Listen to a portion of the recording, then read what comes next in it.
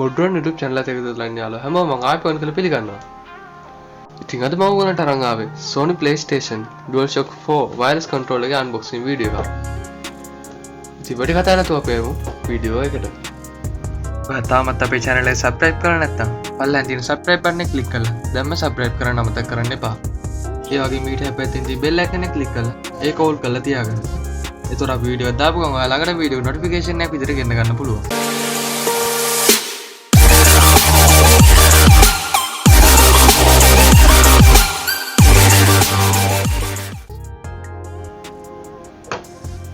ඉතින් box එකේ ඉස්සරහම අපිට අපේ controller එක බලන්න පුළුවන් වෙනවා. ඒ වගේම box එකේ උඩින් අපිට Sony PlayStation DualShock 4 කියලා ගහලා තියෙනවා බලන්න පුළුවන්.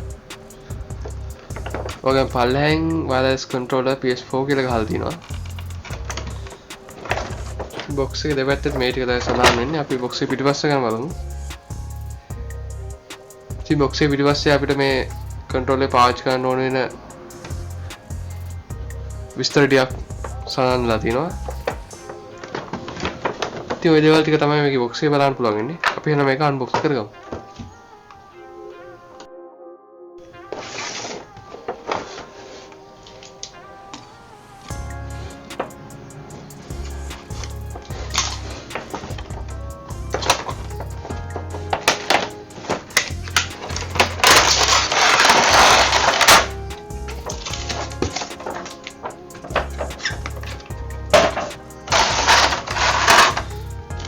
ඉතින් box එක unbox කරාට පස්සේ අපිට මුලින්ම මේ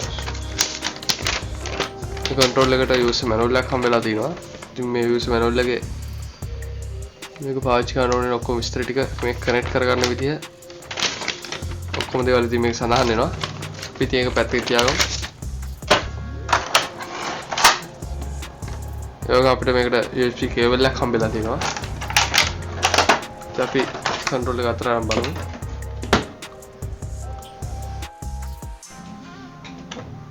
ඉතින් control එක අතර ගත්තාම අපිට මේ විදිහට තමයි බලන්න පුළුවන් වෙන්නේ.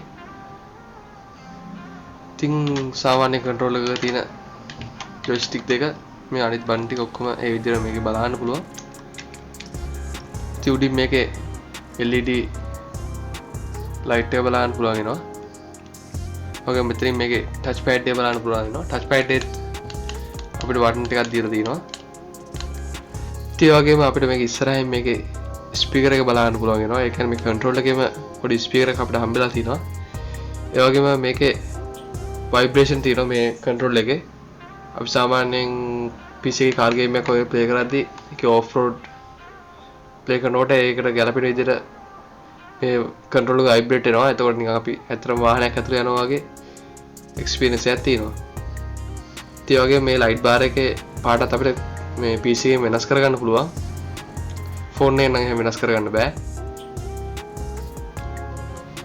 ඒ වගේම control එක පල්ලෙහෙන් අපිට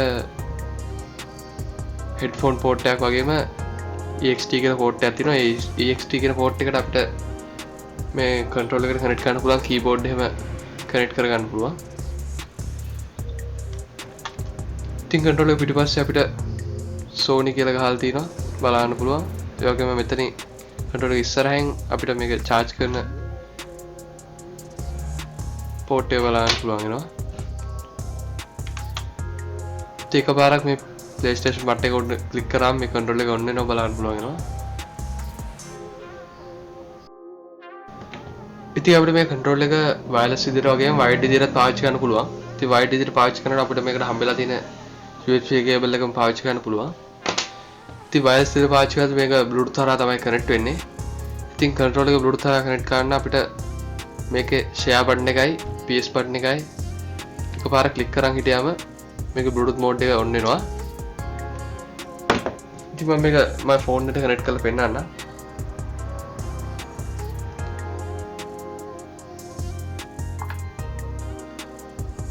ඉතින් phone එකේ Bluetooth වලට ගිහිල්ලා scan කරාට පස්සේ අපිට මේක wireless controller කියලා බලන්න පුළුවන් මේ controller එක. අපි ඒකට connect කරගමු.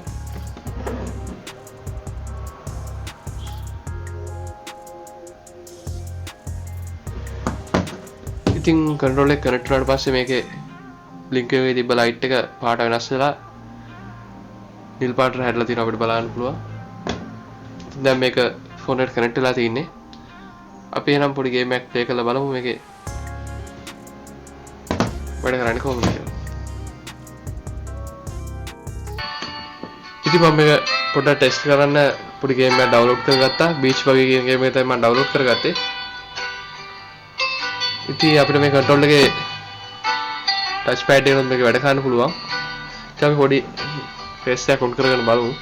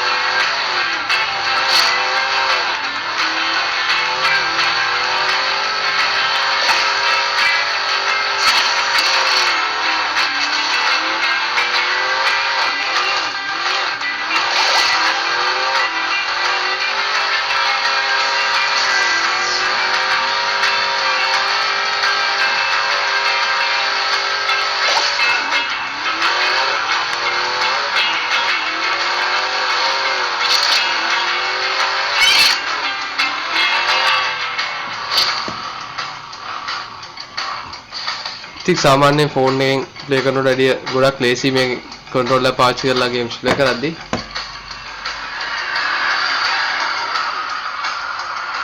ඉතින් අපි මේ වගේ තාත් අලුත් වීඩියෝ එකකින් නැවත හමු වෙමු.